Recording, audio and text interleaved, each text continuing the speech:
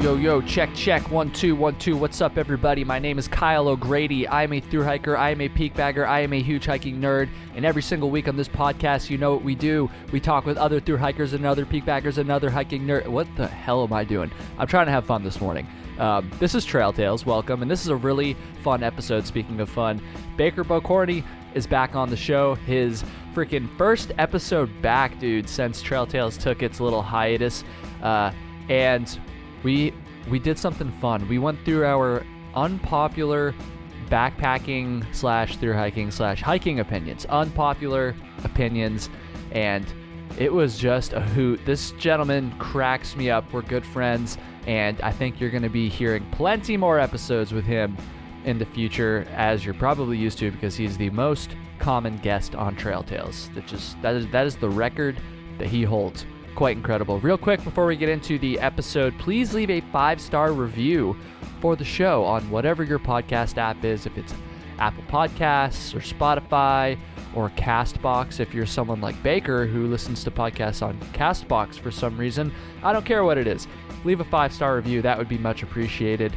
And of course, check out the Patreon, dude. Patreon.com/KyleHatesHiking. That is the one singular place where people can go to support not just the podcast, but the YouTube videos as well. Just all the content, my OnlyFans. No, just kidding. I don't have that. But yeah, Patreon.com/KyleHatesHiking. Let's jump into it. Here we go. I don't remember what number episode this is, but it's with Baker Bokorney.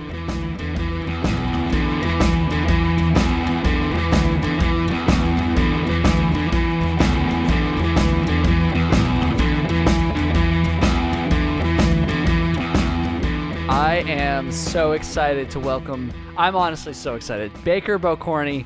He's back. We're doing another episode, our first episode in over a year. Can you believe it's been over a year, Baker? And yes, you can pretend that I didn't just say that 5 seconds before we started recording. Wow, that is a novel realization that I've just come to.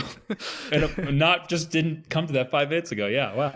That's amazing. Hey, can I just say I'm very excited as well. I mean, you know, this is another thing we were just talking about beforehand, but how my podcast app marks podcasts that haven't released new episodes inactive. And so, like I said, unfortunately, Trail Tales went inactive on Overcast there for a while. But when I saw the episodes are coming back, I was totally jazzed. Actually, I kind of binged through a few of them earlier this week because I got my COVID booster and it made me feel just terrible. So I was like, you know, I kind of had a headache and was light sensitive. So I was like, all right, I can listen to podcasts. I can close my eyes and just do something just with my ears. And so, yeah, you and Flossie got me through a good solid hour and a half of terrible headache and everything. So I appreciate that. Are you sure it wasn't the podcast that made you feel lightheaded and terrible? You know what? I have to admit, there was kind of a coincidence there of I don't know. They happened at the same time. It was probably Flossie's more than. Oh man, I'm trying to remember the other guy you hiked with. I can't remember his name now. Brandon. But Brandon. That was an awesome episode as well. It was kind of cool to hear about. Hear about how you guys' summer went. It was kind of a wild summer with a really interesting ending. So yeah, that was not in a great way interesting, but I mean it just yeah, nothing went to plan basically. So yeah, pretty much. I really enjoyed that. So yeah, thank you for getting me through a good 3 hours of just sitting there trying to feel better. Awesome. Well, I'm just so excited to be back. So today, everybody, we are going to be doing our unpopular thru hiking backpacking opinions. And I made a video on this relatively recently, a few weeks ago. And I am going to cover some of those opinions in that recent video, but I also have a few different ones, a few that I talked about in a video a long time ago, a couple years ago, and then I also have one that is brand new, never before heard, that I'm sure everyone is just dying to know. Brand new. Then of course Baker's got his thoughts and his opinions, unpopular opinions, maybe. And so we'll go over those and we'll kind of bounce back and forth. It's going to be fun. For those of you that might be new to the show, Baker is a regular guest. We met each other on the Appalachian Trail in 2018, and we just like to do these goofy episodes. We've had some serious episodes on here, the whole Flossie thing. The last episode with CJ, gentleman who has cystic fibrosis, a very inspiring story and episode, don't get me wrong, but some heavier stuff. So we're going to let loose, have fun. I have a huge Corona Extra, like an extra big Corona Extra that I'm about 3/4 of the way through. Baker was just playing board games, so I'm guessing he's sober, and it's just going to be a great time. It's just going to be a great time. Are you ready, Baker? I am ready. I'm glad to. I feel like I'm rusty. It's been over a year, so I apologize to everyone out there if I seem rusty on the mic. It's just kind of the podcast skills are a little. I'm kind of dusting off the cobwebs here. Yeah, but at the same time, it kind of feels like we were also talking about this. It kind of feels like it hasn't been that long since we last talked. So yeah. Here we go. Let's have you start. So what is your first unpopular hiking, backpacking, through hiking opinion? Yeah. Okay. So first of all, I guess with all of these, some of these may or may not be unpopular. I actually don't know, but I think they're at least like misconceptions, and some of them might be truly unpopular. I don't really know. Yeah. I mean, to be fair, I feel like anytime you see like someone's content about unpopular opinions, it's always just popular opinions that people right. people feel like a little bit bad like talking about. So I know like what you mean. Popular but controversial opinions. Yeah. Or something. Yeah. Exactly. Yeah. But anyways, what's your what's number one? So the first one is, now this one definitely depends on which trail you're doing, but certainly not all long trails are, in my opinion, are really like a wilderness experience. And that's something I feel like a lot of people going into them, or people who are just kind of unfamiliar, who have never done them or haven't done kind of a long hike, they think it's like the Appalachian Trail. Oh man, like you're going to be like living in the woods and you're going to be like hunting for food and stuff like that kind of, like there's all those kind of misconceptions. But even just like, just knowing what an actual through hike is going into it, I would say for the Appalachian Trail, like specifically is an example of it. I think other long trails, again, varying degrees, but something like the Appalachian Trail, I don't know. It's obviously depends on how you define wilderness experience, but there's some statistic. It's like isn't like on average every 4 miles you cross a road. On the Appalachian Trail, I don't know. Is that true? I think it's true. Jessica, does that sound right? That it's something like every right. 4 miles. I don't know. That might be. Maybe she's saying it's more. Maybe it's 40 miles. I think that sounds a little. No, I'm just kidding. You think it's high? You think it's more less than 4 miles? Okay. Either way, basically, I don't. That might be misinformation, but it's a lot more than you would think. And I guess I'm thinking of other things I had like. One day I could hear like a race car track. I mean, it was like this distant hum for like a good hour. And I met someone on the trail later today who was like, oh yeah, there's like a race car track nearby. Or like you just hear people like literally I woke up one morning to someone like mowing their lawn. And I'm like, it's just or like the amount of graffiti that you see in some places on the Appalachian Trail, even if it's like, not necessarily near a road. You go to like I remember Pennsylvania. And there was other parts too, Pennsylvania for sure. Like so much graffiti. It just doesn't feel. Jessica just confirmed I'm correct. I don't know where she got that information. I agree. From, I remember one spot in particular. Well, I don't remember the name in particular, but I remember a spot in particular in Pennsylvania. It was like an overlook, like a popular overlook with like day hikers and stuff that had like a ton of graffiti. So. It definitely happens, especially in Pennsylvania. She just confirmed the every 4 mile thing too. So I remember hearing that somewhere. Yeah. So do we have a live fact checker in the background? Because we're all about fact. I don't know if for new listeners, we're all about. This is a very factual show. We take these incredibly serious here. So this is true. Just to kind of set the tone for the sort of discourse we're about to have here. But yeah, basically, I think I don't know. Like one night I slept it like in the what was it? It was like a park or whatever. Like, yeah, it was like there was next to like a playground and stuff like that in New York. And so, it's like I don't know. Sometimes there are parts that are obviously more wilderness than not, like 100-mile wilderness. Yeah. But even that, like you got, I remember there being a lot more road crossings than I expected through there. I remember you could even have someone like, you could give food to like a shuttle driver that would drop it off. It's just like, I mean, like if you go to do that, if you want something like that in, I don't know, like on the CDT, there's probably not many places that are going to do that. Or like if you're hiking in Alaska, like a helicopter's going to have to drop that food off for you, So it's like, basically, I guess, depending on the trail, like there are definitely some trails that are not so much a wilderness experience, in my opinion. All right. That's my potentially unpopular opinion. What do you think about that? I don't necessarily think it's probably not an unpopular opinion, but like I understand like why it fits. It's more of like a misconception maybe, or or just like an assumption that people would make, especially people who aren't as familiar with the trail. But I definitely agree. I mean, there's like an alarming number of places that you can order pizza to directly on the trail, like on the Appalachian Trail. I even feel like there might have been a spot like that on the PCT, but I can't quite remember. There's a place like that in the Colorado Trail, I know for sure. Because there? I was like on a overnight trip. Well, not overnight trip. It was like several night trip, but we were on the Colorado Trail and we did order pizza to a trailhead. So. Oh wow, okay. Shit. Now they had to have like a big ass vehicle bring it up, and it's not like that RPH shelter or whatever in I think it's Massachusetts where it's like New literally York like or something, they literally have like all the takeout menus like in the shelter. It's not quite like that, but yeah, even on the Colorado Trail, like it was near the town of Buena Vista. You would have hiked it like when you did the Collegiate Loop. It was on the Collegiate Loop. It was on the east side of it. There's a particular trailhead that's like near Buena Vista, and so they'll. Basically, you can order pizza. If you can get service up there, then you can order pizza. And there's a particular pizza place in town that'll drive it up for they charge like a larger delivery fee because it's like a pretty rough road, but they'll do it. As I recall on a previous episode when we were going over our backpacking inventions or new backpacking ideas, that was one you brought up, a drone-based pizza delivery or just food delivery. Yeah, so that maybe in the future nothing will be considered wilderness because everywhere will be serviceable by Domino's or some shit.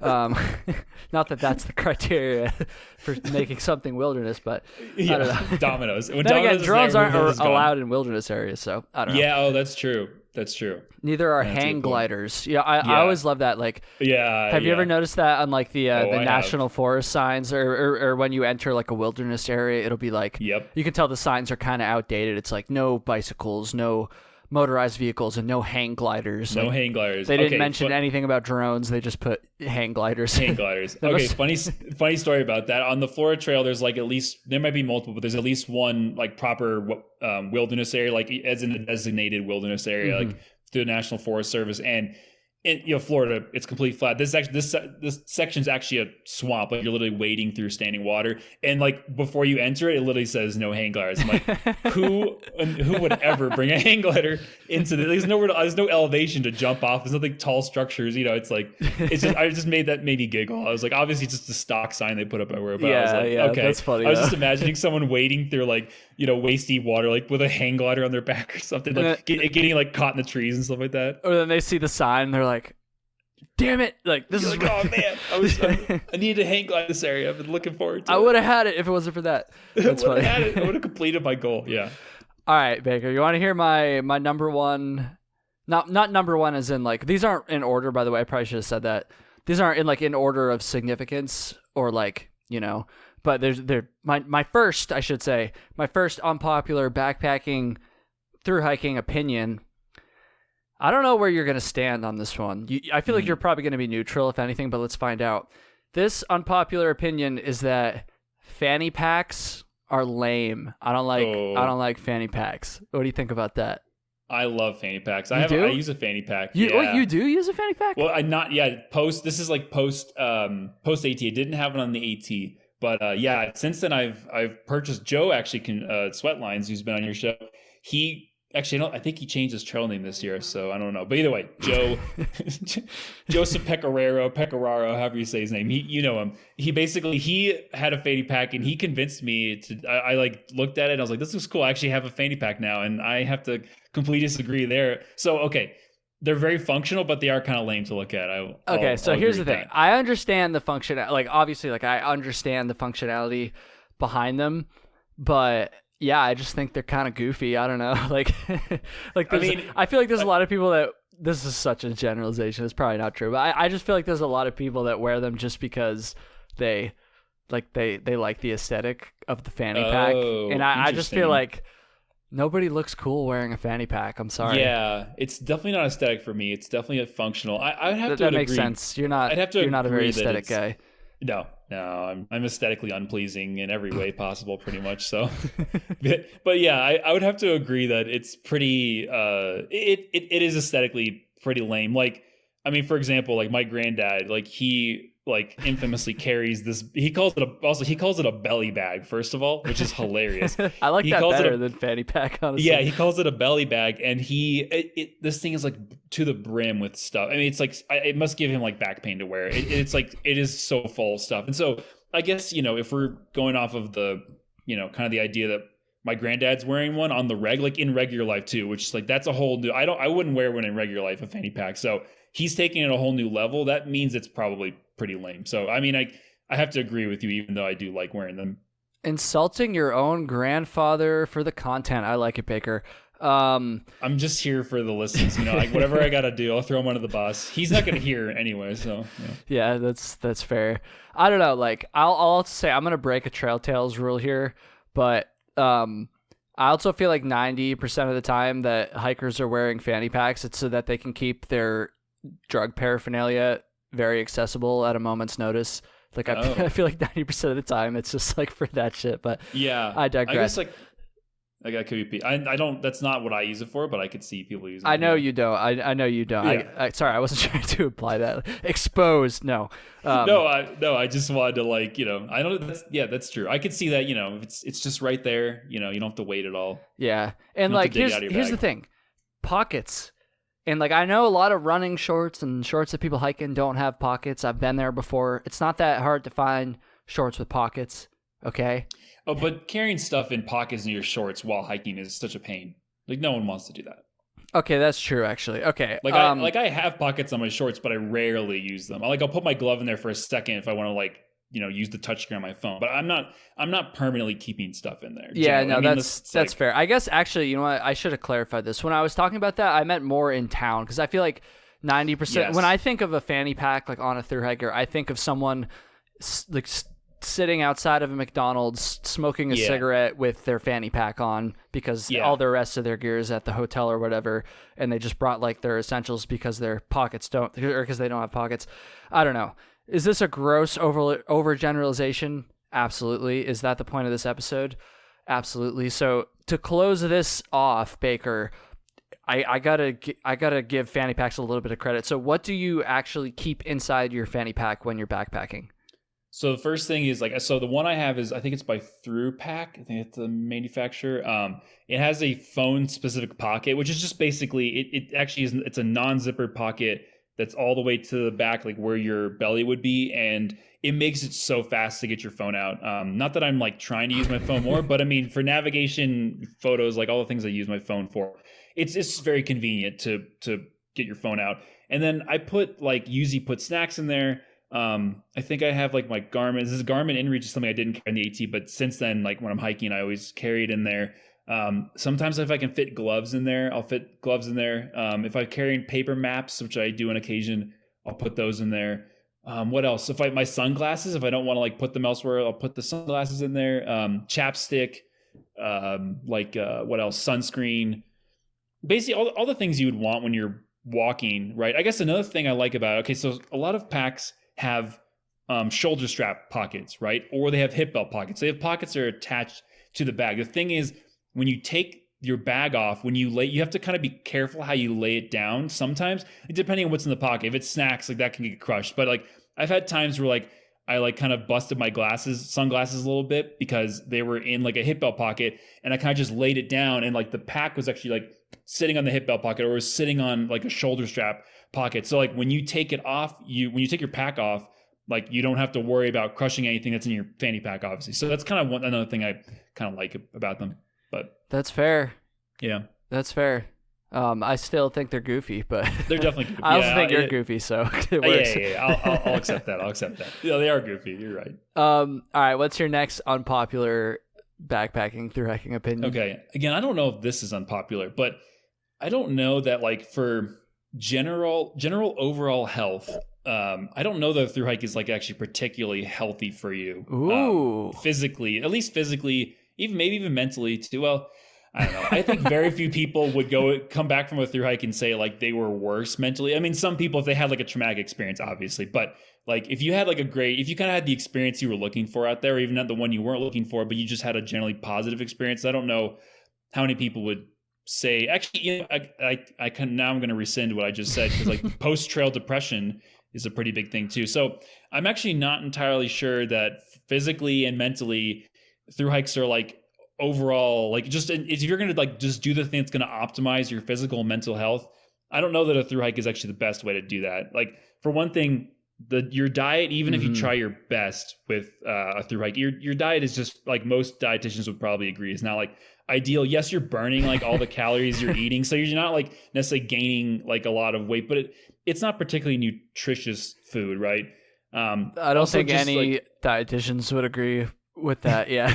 Yeah. And it's like, obviously eating that food with a more sedentary lifestyle that most people would live when they're not on a through hike all day. Obviously that exacerbates that problem. And so, it kind of negates the problem to eat that food. But if you're hiking all day, obviously kind of those balance out a little bit, but it's still not like particularly nutritious food, at least like what I'm bringing. And like, I'm sure there are people who do like really go out of their way to carry like very nutritious food, but it just becomes impractical, especially on a long hike, to carry like really nutritious food. Yeah, like it does. There's just no way I'm going to be able to eat as healthy at home as I do, like at home and on trail. Like I just can't, there's no way I'm going to be able to do that.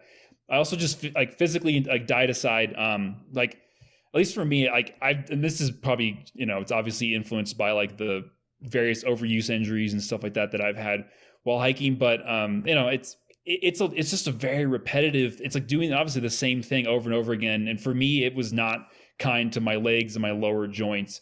Even like sometimes my back will hurt or my shoulders will hurt from like walking all day. And I guess like after a while, you've definitely got diminishing returns on like, okay, if you hike, 10 miles a day for a week versus if you hike 20 miles a day for 5 months, like, I don't know that you're getting like, like, I don't know, 5 months more benefits from doing all that work. I think like, if you do like a month of hiking, or if you like are active for several hours a day, I think you're probably getting enough activity like to be optimally healthy for the human body.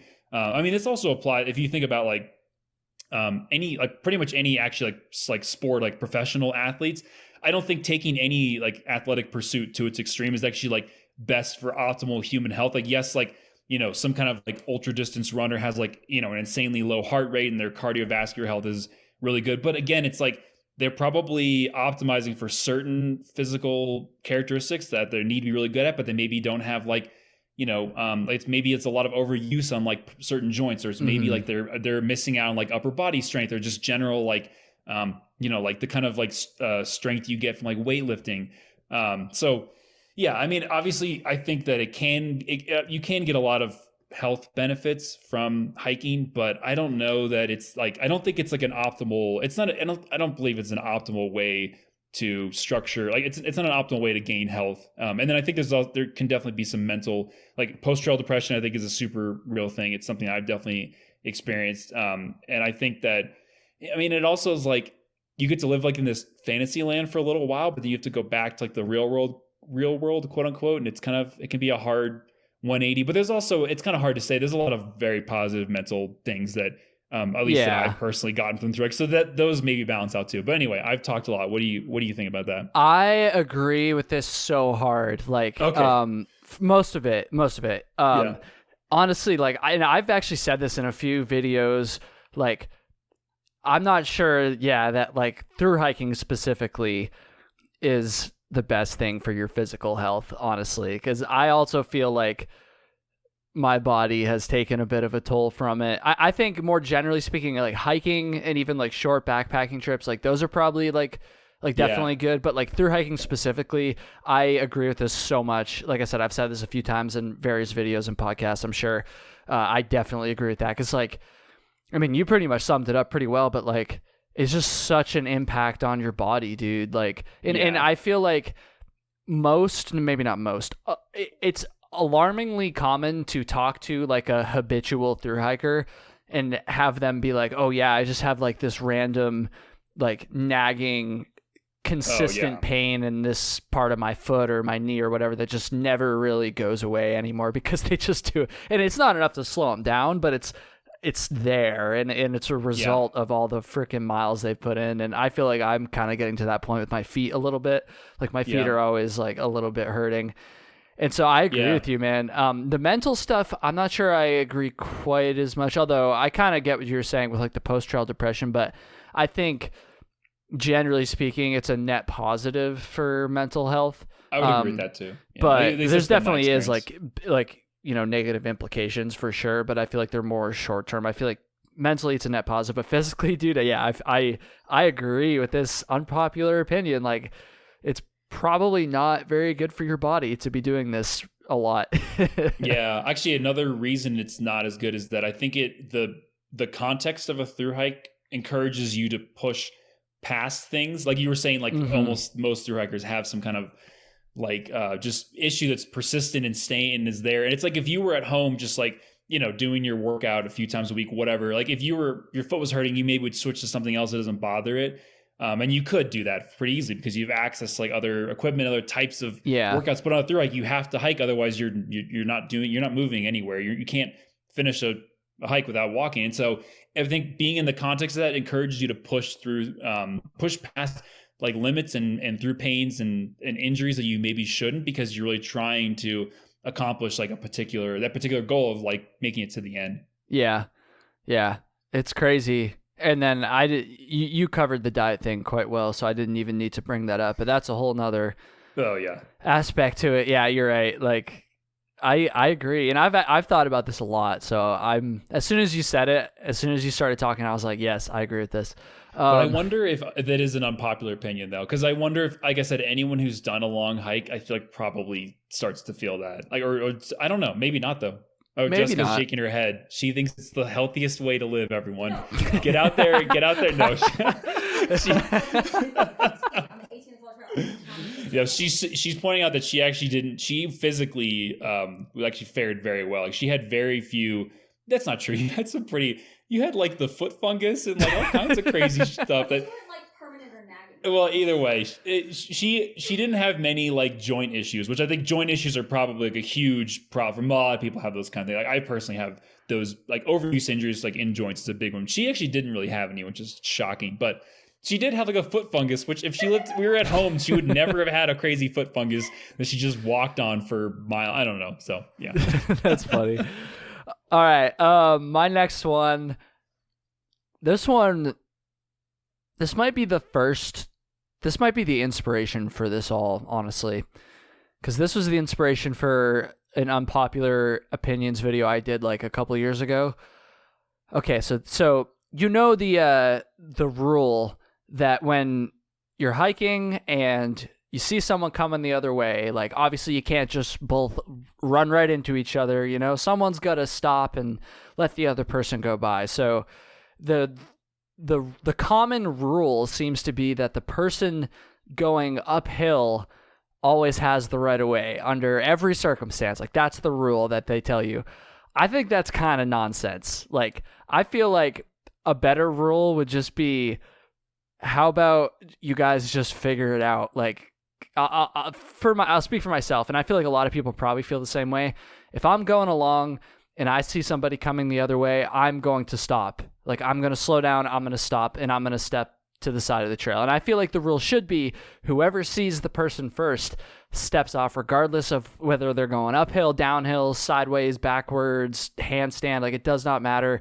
Like the yielding to the person going uphill thing, if anything, I think it should be the opposite. Like the person going downhill has like all this momentum and it might be a little harder for them to stop. The person going uphill probably wants to fucking catch their breath or something. Yep. I don't know. I just feel like this rule, the person going uphill always has to like have the right of way. I just think that's kind of nonsense. What do you think, Baker? Yeah, I actually do kind of agree with this for many of the reasons you stated. Like, yeah, you want to like be able, well, so I think actually for like mountain biking, no, it's not true for mountain biking either. Because for mountain biking, you think the person they're flying downhill, like it's very hard to stop. But I think I think the reason the same rule might apply is because on a mountain bike, it's hard to restart when you're going uphill. Yeah. So it's hard to like get back on your bike. I could be wrong because I don't actually like really mountain bike, but basically I do kind of agree. I actually think that the person coming downhill shows your idea when you first said you should just figure it out. I think that actually in most cases that's how it works. Like yeah, in practice that's definitely how it goes. Someone yields first for whatever reason. Like you want to take an opportunity to step off trail or whatever, and you just see it as an opportunity to, like, you're okay to stop, and like you were thinking of like, I'm going to stop and grab a snack anyway, so like this is a good time. Or you're going uphill and you're tired. That makes sense. I also think like if I'm one person and I see a group coming up, I almost always step off, because first, to inconvenience 4 people to step off, one, it's like kind of just like doesn't make sense, and also it's like not very LNT, because now you got like 4 people trampling the area to the side of the trail, whereas I'm like one, so I might be able to find a more LNT place to step off, like a rock or some other kind of hard, durable surface. Whereas like that large group might be, they may not be able to do that.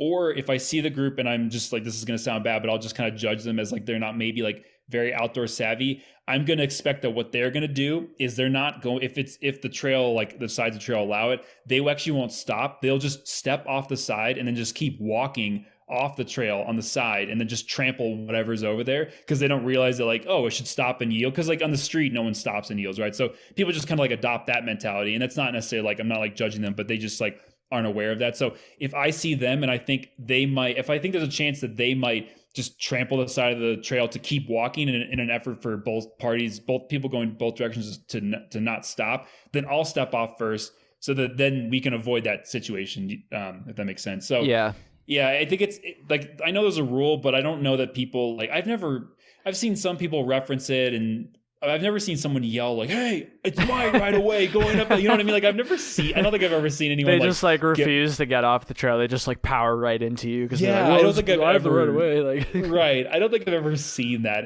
happen in practice, but yeah, I agree. Like that rule, I mean, I assume that basically the rule was put in place so that it's simple and there's always a clear, I mean, that's not always a clear because on a totally flat trail. Yeah. What if it's flat? That's a whole, I didn't even think of that. That's a good point. Yeah. Like, so I don't know.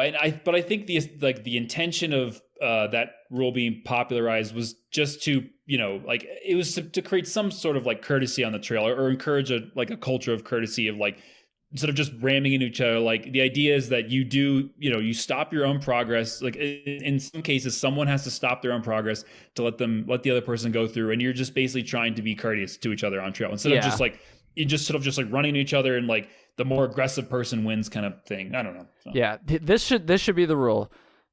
Section hikers and weekend hikers should always yield to through hikers. Day hikers should yield to section hikers, weekend hikers, and through hikers. And when it comes to through hikers passing each other, whoever has the lighter pack has the right of way 100% of the time. And the person with the heavier pack, not only do they have to step off the trail, but they have to bow and submit to the person with the lighter pack. I feel like this is a much more fair system than the uphill thing. Yeah, and it's clear. Yeah, and honestly, that's just kind of what happens. People with a heavy pack, they're struggling. First, they're just by default, they're struggling, and so they're gonna see you flying by and like, oh my gosh, well, I gotta get out of the way here. Like usually, like the faster person, the slower person is gonna move because they don't want to be in the way. But I've definitely seen people who are like I feel like they're intentionally trying to get in the way, and they're like they're being really stubborn, and so they just actually. That's something with passing, letting someone pass you. That's actually from that when you're going the same direction. That's something I've seen where people, you can tell they feel like you passing them is like reflects poorly on them. Yeah. So they like intentionally stay in the trail, even through a section where it's not practical to really pass without them stepping off. I'm sure you've seen people do that. Oh, I've had this happen a lot of times. Yeah. And they're like, instead of being courteous and stepping off, they're just like, I'm staying here. And it's like, oh, come on. Like it's like it's some sort of ego thing. Like if you let someone pass you, as if it's like it's a race to be going through on a trail. I don't know. Unless you're like literally in a race, I guess. But it's like, that's not the case usually. So I don't know. It's like, that's another one. It's like, I don't know, related, but it's like, man, I don't know why people do that. But yeah, I agree. I think the heavier pack should pay homage to the person carrying the lighter gear. I think and definitely section and day hikers are yielding to through hikers. I very much agree. I think we should implement some sort of caste system on the trail and to determine to break rules and same with like who gets to stay in a shelter, who gets to have a campsite. Yep. Even if a section hiker is set up in a campsite, they should. But if a through hiker claims that spot, the section hiker needs to get up and pack up and continue hiking down the trail. The through hiker deserves that spot. That's Agreed. The way I see it. You could say the same thing about the amount of Instagram followers you have too. That's one thing I've always been in favor of is yield to anybody with more Instagram followers than you. I think hitchhiking, I think you should get to cut to the front of the line. Yeah. If you're a through hiker, absolutely. If you have a lighter pack. Mm-hmm. Yeah, or if you have a YouTube channel. YouTube channel. Just kidding. One thing that's kind of related that I just thought of there. When you're talking about campsites, like through hikers should get campsites. You're joking, obviously, but I actually saw one. There was one spot in the PCT I remember. It was in Oregon somewhere. I think it was around the Three Sisters area, but I can't exactly remember. there was a lake on the PCT, directly on the PCT, that had a sign that specifically prohibited PCT through hikers from camping there. It was like everyone else. Wow. And to be fair, I didn't look into it. Maybe there was more details. Maybe you had to like reserve or something, but I'm pretty sure it was just like a national forest like area. Yeah. And it was like PCT hikers are not allowed to camp here. I was like, that is the weirdest shit I've ever seen. But I wonder if they really intended it to be for everyone, but they were like, they had so many No, PCT it's a hikers PCT through hikers specifically. Or sorry, I cut you off there. No, but okay. I was just curious I guess what I'm saying is like, is the rule like actually that really no one should be camping there? Because that is a no. There was campsites there. Yeah, and there was a bunch of comments. The comments on Far Out were fucking hilarious for that campsite. Okay, so no, there's no. Yeah, I see. Wow. Yeah. Because what I was thinking is they were trying to put a sign because like the hikers kept having like hubris and thinking they could break the rule that said don't camp here. So they just put PC through hikers specifically because they were the most common like offender. But I see there were established campsites, but you were not allowed. Yes. If you're that's. I'm glad you clarified that because I can see how that could be confusing now. No, it was a campground where people. It was like a campground. Oh my gosh. Not like a. I don't think it was paid. It was like a. I thought it was a national. I'm sure there's someone that knows listening that's like, Kyle, you fucking idiot, you don't even know. But I'm pretty sure it was just something. It was just like it was like a lake in the national forest or something, and there was like some drive-in, but like a dirt road, like remote kind of like drive-in campsites. But PCT hikers like car camping. Yeah. It was like okay. It was, but it wasn't like some private campground, right? It was like public. Yeah. It was public land. Right. I'm pretty sure. So, like, I don't know. It was bizarre. I can kind of see that. I kind of understand this now. I thought it was like a backcountry established camping area. Well, which, it was kind of in the backcountry. It wasn't like in town. But I mean, or anything. accessible only through hiking, essentially. I see. Or through trail, like hiking or biking or whatever. I'm pretty sure there was a road to it. Damn it! I wish I remember. I think that actually makes sense. If there wasn't a road, it would really not make sense to. But the road makes sense because I can see that. Someone driving in, and basically if you're hiking, I can see that you maybe have more opportunities if you just hike a little further down the trail to find a camp spot. If you're driving, you are much limited to like where are established campgrounds built with a road to them. And so I could see that they're like, the hikers don't need this campground. Like we should leave this for people who are only able to car camp or whatever, or only willing to car camp. I can kind of see that. I thought this was like a backcountry campsite that's only accessible through hiking, but like no through hikers here. I still think it's bullshit though, because it wasn't. I don't know, dude. It was weird. Yeah, no, it is kind of I'm just saying it makes a little more sense. I do think it's still kind of like draconian and very oddly specific, but yeah. All right. That's interesting. I think it's your turn now. What's your next unpopular through hiking backpacking? Okay, I don't know if this is like an unpopular. I don't know if this is like an opinion. That's what you said with every single one. I know, because I'm just caveating the fact that this might be common. Maybe like everyone thinks this. I don't actually know. Okay, this is kind of weird. So and it's very clear when you explain to someone else that like how the mechanics of a through hike work, you realize that a through hike is just a series of short backpacking trips. And so I don't actually know, like, is a through hike really this? I actually don't even think I agree with this opinion, but like I think one could take the perspective that it's not this big, grand, long adventure. It really is just a bunch of short, trips slammed together, like how like back to back. Like I don't know, is a through hike really that big of a deal? Like if you can do a 5-day trip, then you just do a bunch of 5-day trips in a row, and then boom, you're done a through hike, right? Like I don't know, is it that big a deal? Okay.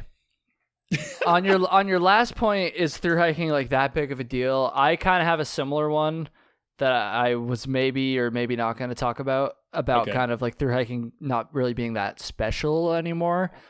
But like, It's interesting to hear what you just said. It really is just like a bunch of multi-day trips put together. But at the same time, the fact that you're only doing those multi-day trips for like a certain like long period of time, like months, I feel like there's got to be a little bit more to it because of that. It is essentially, when you break it down, just a bunch of section hikes put together. But you're not taking any breaks between them. So it's just section hike after section hike after section hike. And so I think there is something that's a little bit more special about that, Yeah, no, like I said, I actually do kind of disagree with this, but it's just like when you have, This is supposed to be your I know. That's It's funny. so unpopular that even I can't agree with it, but yeah, it's just like when you like imagine the mechanics of it, it really is just a bunch and it's just like it's just an interesting way to think of it. Like when I've tried to explain it to like people who don't, like they think like you carry all your food from the beginning or you hunt for food along the way. And it's like the easiest way to explain it to people is that like imagine a bunch of short hikes. You get to a road crossing, you go into a town, you go back to that same place, that same road crossing, and you continue from there after you've resupplied. Like, if you're attempting to like connect steps and all that stuff. So, which is like that's basically like how most people are doing it. But yeah, Right. I do agree. I think even if you are going into town every few days, like the fact that you have to keep doing it over and over again, it still creates like for a very grand adventure. Like the whole experience put together, it's obviously if you took like every section of a hike you did and you put like a couple years or a few months in between each of those resupplies, it would be a very different experience. So Yeah. All right. This next one, are you in any of the Facebook groups, anything at all related to hiking? I'm not. Have you been at some point? Jessica has shown me things from them before, so I guess I'm aware of their existence and the nature of some of the Facebook group content. Yeah. Okay, so this is something I see, and not just in the Facebook groups too, but that's just the first place that comes to mind. I see people complaining about this a lot, and I don't get it. Okay, I kind of get some parts of it, but okay, so there's some unpopular opinion is that rock Cairns or Cairns. I'd say Cairns, but yeah. I say maybe. Cairns too, but I'd said that in a video one time, and then people thought I was saying Karens. Yeah. Oh. So they were picturing like the angry lady at the grocery store, like as a pile of rocks. So rock Cairns, rock Cairns, whatever you want to call it. They don't bother me. And like I see so many people complaining about them in Facebook groups, just being like, "Oh, like it's ruining like the nature." And like I get like there might be some environmental impacts if it's like excessive or something like that. I'm not even talking about that. I just mean like the people who complain about them, and sometimes like you'll see like influencers complaining about this too. And like never once have I ever seen a rock. And also to be clear, I'm talking about rock Karens that are like not serving the purpose of like marking the trail, because like sometimes you'll like above tree line you'll see them because they're there to mark the trail because there's no trees to put blazes on. And so I'm not talking about those ones. I'm talking about just like the random ones you see every now and then in like a riverbed or something. Gotcha. They don't bother me. Like again, like I don't really know very much about the environmental impacts, and if there was like 100 of them in one spot, then maybe I'd be like, all right, this is kind of whack. But like for the most part, like I don't really get the hype. Have you seen people complaining about this before? Yeah, no, I mean I've seen people go so far as to like dismantle them. Right? Yeah. You see like every now and then you'll see some like influencer like have like a self-righteous story about how they're like, oh, I saw this rock Cairn, I like fucking destroyed it, dude. Like Yeah. Like, I don't think it's that big a deal personally. Yeah, actually, I basically agree. They don't bother me. Like there are certain things that like really take me out of like the experience. So like music out loud. If I'm like really not near like a trailhead or anything, like if I'm really like, I've been in the woods for like an hour plus, haven't heard anything else, and I just hear like music out loud, that takes me out of it. Like just seeing trash on the ground, that takes me out of it. But rock Cairns do not do that. I do kind of laugh at ones that are like on a trail where it's very obvious where to go. So those ones actually maybe they do take me out of it, because the first thing I think is like, why is this here? Like it's like obvious where to go next. So maybe I do think, but it's not like the structure of it or the way it looks that bothers me. I guess for me, like those are just part of like trails and hiking and like you said, even not trails, right? Because they're very useful for areas where there aren't trails, where there aren't established trails. So for me, I guess they're just kind of part of the experience, so they don't bother me. I do kind of giggle at ones that I think are an area that are marking things that are not clear. But see, then sometimes I think that, and I'm like, why is this here? That's silly. And then I realize it's marking a junction. And I'm like, okay, well, actually, that's why it's here, because I was clearly going to blast past this junction that I didn't see was here. So I don't know. I kind of agree. They don't really bother me. And in terms of like excessive ones, like, yeah, that's maybe when I start to think like, oh, not so much. But I think it's like it has to reach a critical mass. There was this place like in Pennsylvania, I think it was called the Rock Garden. Jessica saying it's called the Rock Garden. It was literally like a huge area full of like just piles of rocks and like kind of like rock formations that people had just like put in there. And so there was like so much of it that I think it basically becomes like almost like an art piece. There's one like that in Vermont too, the White Rocks, I think it's called. Maybe that's the one I'm thinking of. I'm not sure, but either way, like, yeah. So I think when it reaches that point where it's like there's so many that it's like it actually is kind of like a thing. I think it actually like it to me that's justified when there's like you can tell just a bunch of people decide to stack a bunch of rocks together for.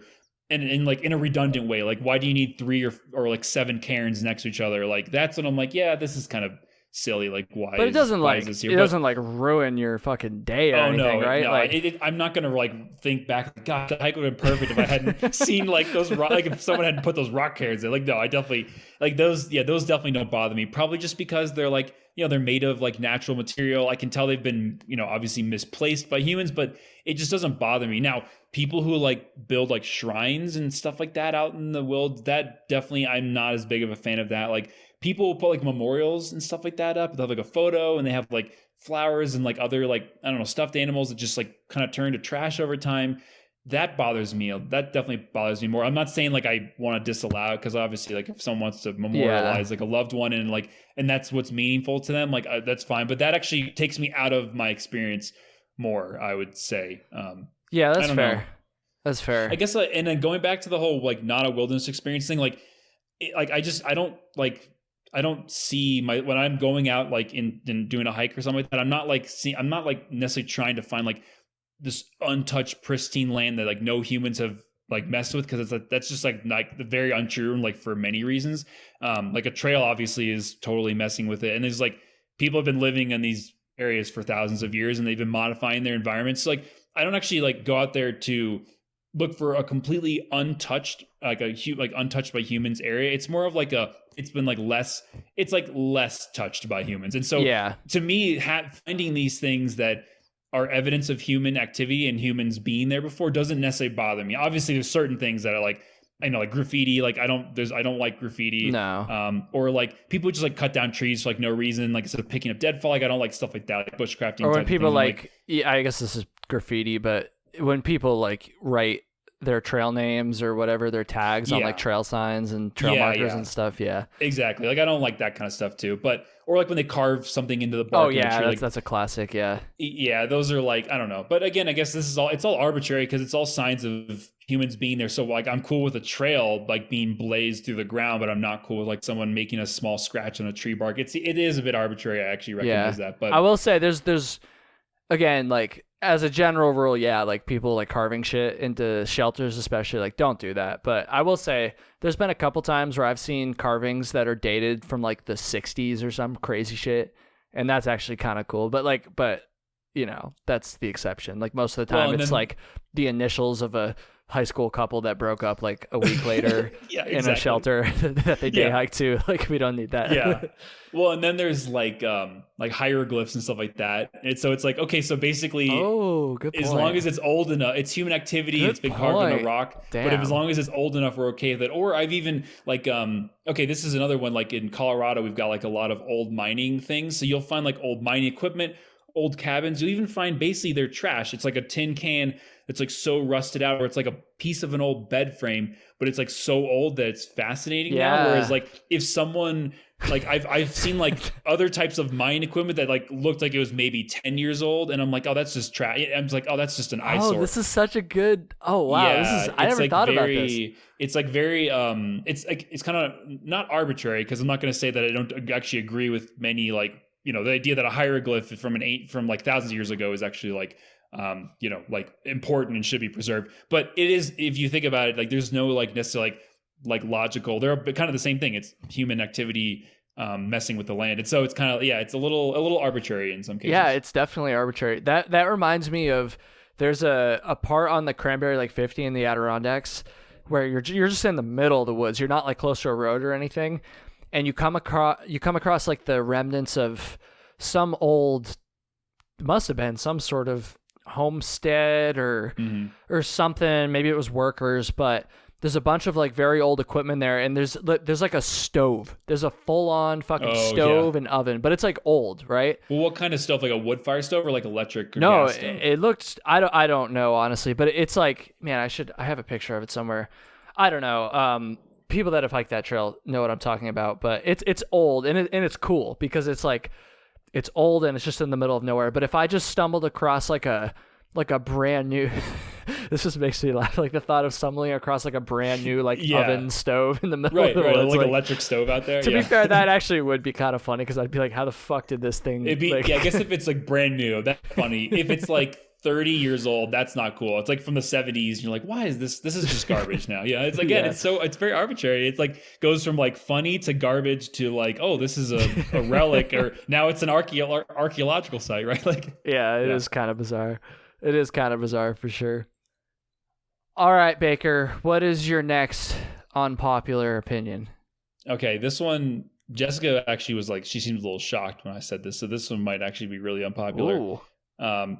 But so the whole idea of a continuous through hike, start to finish, every mile, you're not skipping anything. You start at the I always think like south north, but you start at one official terminus, you end at one official terminus. You don't miss any miles in between. I actually think it's kind of a meaningless and pointless. This one probably you won't agree with. That's what I do not agree with this, but I'll give yourself a chance to explain before you're banned from the show forever.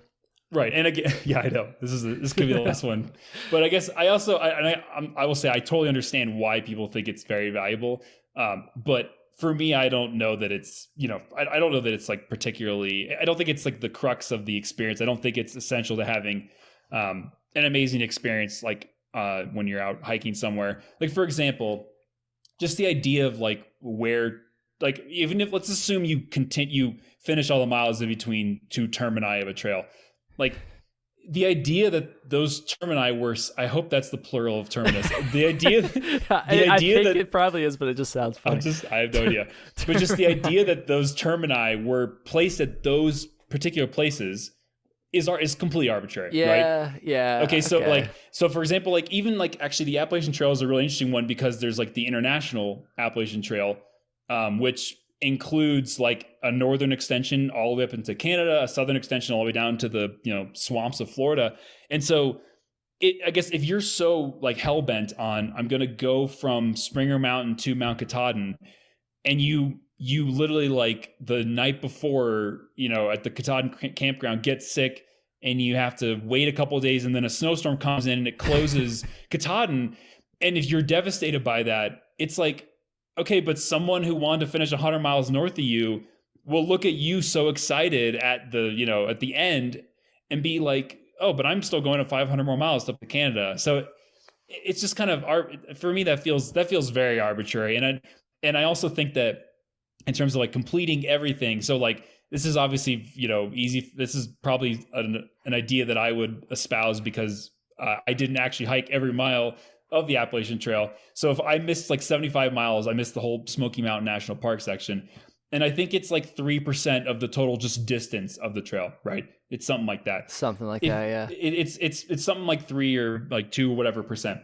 If you look at the total experience that I had compared to Little Bear, who hiked all of those miles but didn't miss the 75. She literally did hike every single step. We had like, just from a raw numbers perspective, we had like a 97% similar experience. I would say that our experiences were indistinguishable. If I had done those 75 miles and I had versus not doing them, it's literally almost the exact same experience. And now as you start to cut out sections, obviously the percentage of like the difference starts, it starts to deviate. But I also would say that like just completing every mile, it depends on what your goals are out there. But if you're just trying to have like an interesting life experience, like completing every mile is absolutely non-essential in my opinion. Like there's like nothing essential about completing every mile. And then there's also just like the logistics of it, which I know you experienced like a lot of this summer, like certain trail conditions or certain regions just have like these logistical challenges of like wildfires closing things and stuff like that. And so I just, and it's not that I'm hating on people who want to finish every mile. It's more just kind of like saying that like, just kind of like maybe bringing up the idea that people should consider, possibly just, take into account the idea that potentially trying to finish from start to finish every single mile in between may not be essential to like really have an amazing experience out there. And so maybe if you aren't able to finish every single mile and start to finish for whatever reason, whether it's without your control, like maybe don't worry about that too much. And you might still have, in my opinion, you could still have an amazing experience that does not include walking every single mile from start to finish. And in fact, you may have a better experience because you might get to skip some sections that are truly like maybe would not really have added anything to your experience. Anyway, what do you think about that? I think you're definitely banned from the show after this, but okay. No, well, I'm just kidding. Great. This is like one of the biggest, like, yeah, I don't even want to call it a debate, but just like one of the biggest, like, definitely a debate. Yeah, it's I guess the you most could call hotly it debated topics among thru hikers. It people really who are is. out like doing long hikes for sure. It's talked about all the time. Yeah, and I really think it kind of comes down to just like your personality and ultimately like what you're trying to get out of the experience, or like what your primary goal. Yes. Or not even that. What you're trying to get out of the experience. And I'll just say for me, like the idea of actually hiking the entire trail. Now, I was never like obsessive about it. Like I was never like, it's every now and then. I feel like most of the time people just use this as a joke, but I'm sure there's somebody out there who's done this, who like they get dropped, they hitchhike from one side of the road crossing, and then when they get dropped off on the other side of the road, they like go back and like tag to make sure they get the whole road. Like I was never like Jessica. That extreme. Yeah. Is that Jessica? I feel like you mentioned that before. She definitely is her. Like it was like the Blue Ridge Parkway or something, and she was like, "What side do I walk on?" Which it was like a brief section where like it was a parking lot, and she was like, "What?" It was like the trail came in on one side and the trail went out on the other side of the parking lot. She's like, "Which side of the parking lot do I walk on?" I'm like, "It's a freaking flat parking lot. You can see both sides of it. You're not going to get a different experience by picking one side of the other." I was like, oh, anyway, sorry. I interrupted you. No, you're good. You're good. Like, I was never like that extreme about it, but I don't know. For me, I had to have more of a reason than just like having cool experiences to push through. Ultimately, what I think it comes down to for me is like having that goal, that very specific goal of being able to complete the entire trail. That just makes it much more justifiable, which might not be the best way to describe that. It just makes it easier to, I guess, to justify pushing yourself through the hard times on a long thru hike. It gives you that goal that you're trying to chase, because I feel like, and ultimately I think it just comes down to your personality. I think there's lots of people out there who can go out there and just like try to have a cool experience, and like they can go out there and they can do that, and there's nothing wrong with that. But I also think there's a lot of people that if they don't have the goal, a very specific goal, then they're not going to be able to push themselves through the hard times, and they're ultimately going to leave the trail like, quite early on. And so I think having that goal of trying to accomplish the whole trail, it just keeps me going, I guess. It's a reason to keep going through the hard times, because for me, thru hiking has never really been about just having a cool adventure. I mean, that's part of it for sure, but that's not the main objective, because you can go out and you can have a cool adventure, for a week. And after a week or 2 weeks, like you're going to be like, okay, I'm kind of adventured out. Like now I'm just miserable and wet and my feet hurt. Like, what am I doing here? Like I had my adventure. And so like having that goal is just very important to me. And so on the PCT this year, obviously we didn't accomplish that goal of being able to hike the whole trail. And I hate to say it, but there was like a change after we had to skip because of that first fire. And it was a little bit up in the air still, because at that point we were still considering going back after we got to Canada. And then that quickly fell apart. But I definitely felt like something was lacking after that. And again, I think it's just actually, and that's not to say that like it wasn't like worth continuing to go, and that it was just all like miserable from there. Like that wasn't it at all. The idea of hiking the entire trail isn't the only reason. Like there can be multiple reasons why you do this, but it is like a very like motivating reason for me. And like there definitely was something that was missing there after we had to ruin our continuous footsteps. And this could also get into the whole concept of like how maybe that attitude isn't always appropriate for some trails, like the PCT, for instance. For the AT, I think it's totally appropriate, but for the PCT, it's not, because it's just so difficult to have continuous footsteps in a single year. But I don't know. At the end of the day, I think it's just personal, and I don't think that, you know, any one attitude is right. And I think it's also kind of tricky for first-time thru hikers, because they might not know like what camp they kind of fall into. You know, they might not know if like the goal is going to be a big driving factor for them, or if they're fine just kind of going out there and seeing what happens. It can be kind of tricky. So I also think it's kind of funny how it sounds like you and your wife are a little bit differing on this, you know. Oh, we very much differ, not a little bit. But you can still enjoy hiking with each other. Yeah, no, we definitely can. Well, so this is kind of why I feel like, and I totally agree when you said that it's up to personal preference, and that I definitely agree that every way of approaching it is valid. Like, I'm not saying that like people who want to do every mile, like they're doing it wrong. I didn't like that. I didn't get that implication from what you said at all.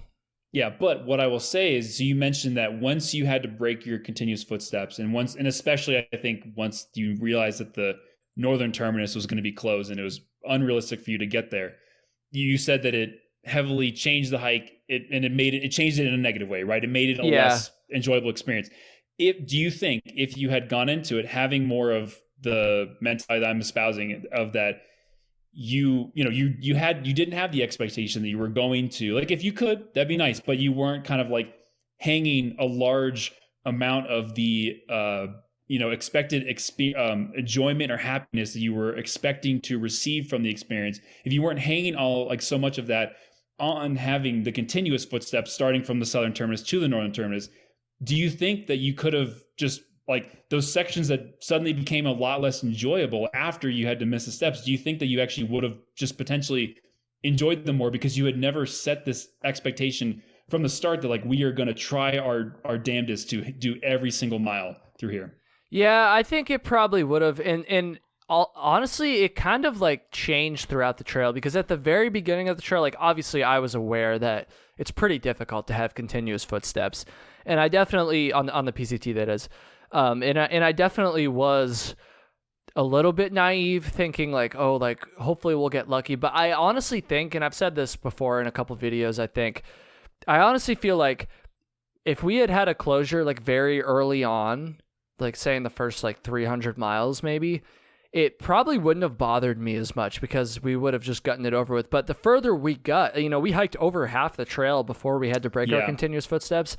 And so the further and for some reason, I also had this idea in my head that like up in Oregon and Washington, fires weren't as likely, which is fucking stupid, obviously. But I had this idea, and there's there's multiple people that said that they got a lot of snow up there, and so the chance of fires is lower, and but that's just, there's people saying all sorts of stuff everywhere. Yeah, so, like, you were setting that expectation of like, I think I actually could get through. So exactly, like the further we got without any closures, like the more I became convinced, and I think Flossie probably feels the same way too. Like and we talked about this a little bit in our episode.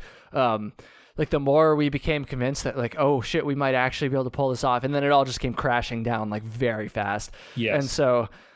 And so, yeah, and ultimately, I think it does depend on the trail. Looking back on it, I do regret being so focused on continuous footsteps on the PCT.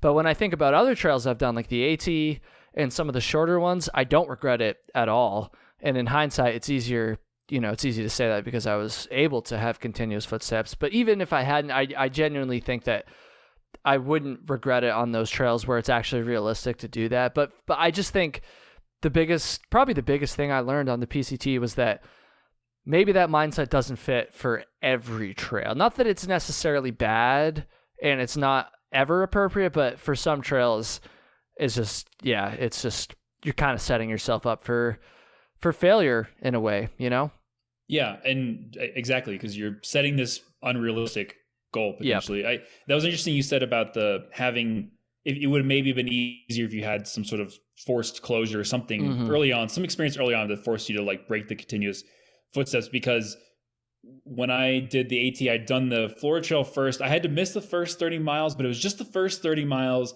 And it was closed because of a fire. It was kind of out of my control. So like I was still in this mentality of like, I can do a continuous footsteps of what's open, which is just 30 miles of like 1,000. So like, it didn't feel like a huge deal. I was able to do the rest of the trail, all continuous footsteps. But then the AT, it was fairly early on. Like the Smokies are not like right at the beginning, but they're pretty early on in the entire span of the trail. And I was basically like, we were also under a time crunch. So the idea of me waiting and then Jessica not being able to go, keep going because she's waiting for me. She already did wait for me a lot before that.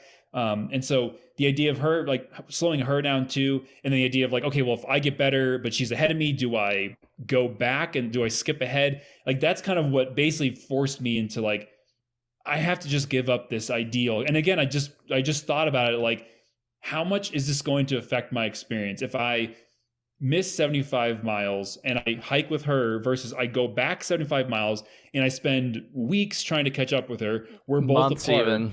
Maybe months. And it's like, depending on how fast I go, especially if I'm like kind of coming back from an injury or not going as fast.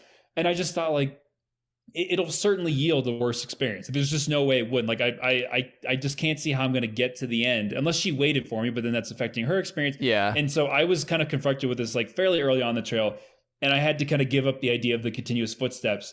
And I just absolutely don't regret that. Like it was like Jessica was saying that if it had been reversed, she was saying she would have gone back and started behind me, which is really, again, that she's like adamant about that. And I'm like, I'm just like, and I'm not judging the fact that she thought that she would have wanted to do that, but I'm so glad I didn't do that because I certainly considered that, thinking like, oh, I'll try to catch up to her, or I'll ask her to go a little slower. But we would have spent like weeks or months apart and had separate hikes. Like that's just so ridiculous. And if you just look at like the actual like what the actual experience is, like the fact that you have continuous footsteps is just not a critical part of it, in my opinion. And so, yeah, that was, I don't know. I was just kind of curious if like, if you had thought maybe in hindsight, it would have just kind of changed the experience a little bit for you, or maybe yielded a more positive experience at the end. Because you said like, I think you basically said like the wind was out of your sails once you knew the northern terminus was out of the question. And I totally get that too. Like if I had known Katahdin was closed when I got like, approaching the 100-mile wilderness, that would have been a massive bummer, because at that point I was basically like, well, I'm going to do everything now because I've basically continuous footstep from the Smokies up here, which is still like a very sizable chunk. So I definitely would have felt that too. So I'm not saying that I'm like immune to this, like, the idea of like having the long continuous footsteps and being able to get to the northern terminus. And if you think about with Katahdin, especially, that northern terminus is so particularly epic. Like that last climb is very epic. I actually think if the northern terminus, like the last 10 miles of the PCT was closed, like that would be like, okay, so you finish in one section of heavily wooded area versus another section of heavily wooded area. That doesn't seem very different to me, but like definitely Katahdin, not being able to climb up Katahdin and stand on top of it, that actually would affect the experience, I think. In that case, dude, that's more of like a specific geographical thing to that area. Yeah.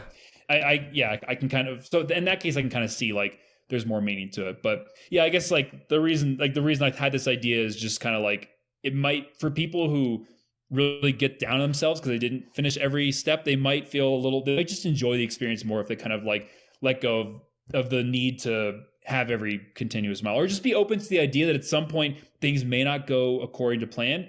And the best thing to do to preserve the experience and still keep it as an enjoyable one as possible might be to just like, let go of that idea and just like, do as much as you can, or just kind of think what's going to be the best experience, not necessarily like what's going to hit every single goal or check every single box, Yeah. I just think it depends. I think it depends on the person. Depends. I think it depends on what they want to get out of the experience. And I think it depends on the trail too. So we could definitely do a whole episode on this, because you can just talk yourself in circles with this shit. Oh yeah, definitely. It's all just so arbitrary. I want to do one more though, and because this is a juicy one. Oh, okay. One more unpopular opinion.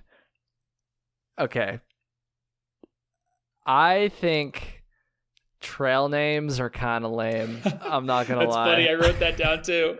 Did you? Oh, well, actually, okay. I wrote it down like a slight variation of it. So mine says trail names are definitely lame. I guess when I wrote this down, I guess I felt like very strong. But let me finish the whole sentence. Trail names are definitely lame outside of a through hike. Oh, okay. So I actually think on trail, I'm more okay with them on trail. But I think outside of a through hike, it's just like at some point I ran into someone who had hiked the AT, and this was like maybe like I don't know, like late last year. It was somewhat recent in the last few months, and they're like, "Oh, what's your trail name?" And I like literally had to like process for a second. I was like, trail name, what is it again? And I like literally I had to think for like a couple seconds, and I was like, oh, it's cornbread. And I was like, that name, it's weird. Like the longer I'm away from like a long hike, the less that name like means to me, which is like in some ways kind of sad, but it's also just like, I don't know. It's just, I'm just like, I'm less attached to it. I think the longer I'm away from a hike. And I feel like if I were to do a long hike, it would be so weird being like, I'm cornbread. Like it'd be so weird to just start referencing, naming myself as such, like to other people. I don't know. It'd be really weird. So yeah, I kind of, I don't know. I definitely agree to an extent with what you're saying. Yeah. So like I talked about this in my most recent unpopular opinions video, and I thought that people were just going to like hate on me for it. But I actually got a surprising number of comments saying that people agree. And to be fair, like I do like understand. So like people who like trail names, like it's nothing personal. Like I don't, I don't care that much. But I think for me, the biggest thing, it's not even that I think trail names are lame. I'm just sick of explaining my trail name on trail. This might be like a very personal problem for you. It probably is. I've had my trail name for a long time too, and the story's kind of lame behind it. And I'm just so sick of meeting someone new and then having to fucking explain this story that's not even significant. No one's going to remember it 2 seconds after I tell it. Like, right. If I had like a dope trail name with like a really funny story, then maybe I would like it more. But like, it was so funny. I talked about this in the video a little bit, but Flossie feels the same way as me. And so like we've talked about it so much. And so there was multiple times where we'd be like together and then we'd meet someone new, and then someone would like ask Flossie like for their trail name story. And then I would be like sitting next to him, and then I would just know that it like kind of annoys him. And so then I would start laughing, and then he'd be like trying to like, be courteous and nice to this person. But then also he would hear me like kind of snickering in the background, and like then he would kind of start snickering, and it was just kind of like, like fuck, we're just sick of explaining this shit. Well, so just to play devil's advocate here, is it maybe that you just don't have a trail name? Like maybe you haven't found the right trail name yet, or maybe it hasn't found you yet. Maybe Baker, but there's no way I could take on another trail name at this point. Like no, but why not? Like people totally do. Actually, because I'm fucking Narnar, dude. Like, but like you didn't even say your trail name in the video. Like I don't even know that people know that. A lot of people don't. Yeah, the Trail Tales listeners do, but a lot of the YouTube people don't. And it's like, I don't think it's uncommon for people to adopt multiple trail names over or change them. Trails. Or change them. Like that's like actually a lot of people end up having multiple for a while because they're like, they can't really decide or commit to one. I don't know. I'm just saying like maybe if you ever did another long hike, maybe just consider just starting without one, seeing if you get a new one, or if you think you have one that you be like, I would love if this was my trail name. Just like, because like, it's dude, not if like I gave myself a trail name, do you know how much shit I would get from people in the comment section? Like, I can't do that, dude. But you know what? Sometimes it's okay to be disliked. You just like you do what you got to just do. If it feels right to you. I think actually Joe changed his because his was like sweat lines, and it was literally because he had this sweaty shirt on, which is like the least unique thing of any hiker. Everyone has like sweaty clothes. That's what I'm saying. Like a lot of them just aren't. Okay. Yeah, but see, that's the thing is he changed it then. So I don't know that his is like his new one's better. I think I don't think he like loved it either, but he definitely didn't go on the CDT saying I'm Sweatlines. He said I'm Joe, and then I think he ended up getting Ghost because I think they kept seeing him he just kept like appearing, and he also wears like the zinc oxide based sunscreen that like makes your face very white. So like he was like a ghost, I guess. I don't know. That's much better. It's still just kind of like an observation on his physical appearance. But I'm just saying like he did change his, or he just basically went into the trail without one, hoping to get a better one because he didn't like his other one. So I'm just saying for you, I don't know. Maybe you could just like you could potentially try that. I also think you could just be Kyle and just not have a trail name, and that'd be fine too. There are people who just like specifically do not have trail names because they just kind of disagree with the idea of them. But but then every time you get asked what your trail name is, you have to explain that, and it's just like, I don't know.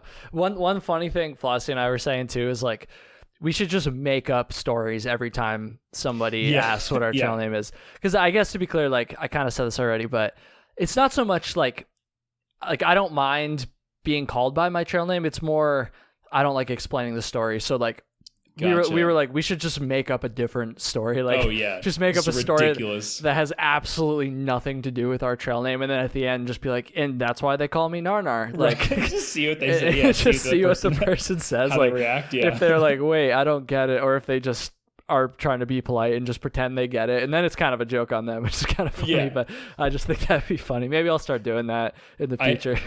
Like someone I met since the AT, I think he hiked the year before us, but he hiked with someone who had an amputation, I think, below his knee. So he had a prosthetic, and the guy with the prosthetic would make up a story on how he lost his leg every time. Like really funny. And it's the thing is that with like losing a leg, there's like a million crazy ways that you could pretend or say you lost your leg, and like who's gonna like question someone with a prosthetic? Yeah, right? exactly. They're already asking this like kind of rude question. And so like I think one time he said like, oh, it was in the Civil War, and the person was like, oh, interesting, and they didn't like question it, right? And they just like, it was like a brief interaction, and they like walked away, and they never cleared it up, as if like that doesn't actually make, there's like literally no way it's possible. And so they went home and they were, honey, you'll never believe it, like I met this like Civil War veteran on the trail today, like he didn't have a leg, like his cannonball, like that's so and funny. To be clear, this person's like in their 20s, like there's like absolutely no way that like they're maybe so old that somehow they were alive during this. It's like,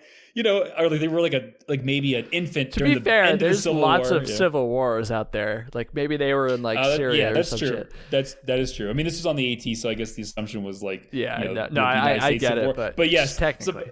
But just the idea of making up a new story every time, because like there are so many fleeting interactions with people. So most of the time you could just get away with it and like, well, I'm never going to see that person again. And if you do, it's just kind of like a funny story later when you explain like say they were you told them a fake story, then they're present the next time you tell a different story. I'm like, wait, that's totally different. Like, that would be just another funny situation. Or even better afterwards. If you gave a different trail name every time, and then like or that too. You could just make up like total different trail names until one of them. Someone's just like, oh yeah, I met this guy named freaking.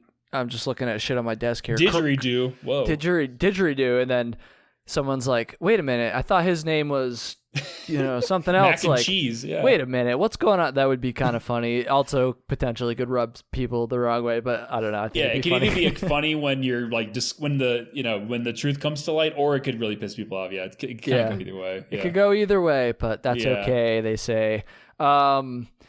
Baker, thank you for coming on here. This was really fun. We'll have to do another one soon, and.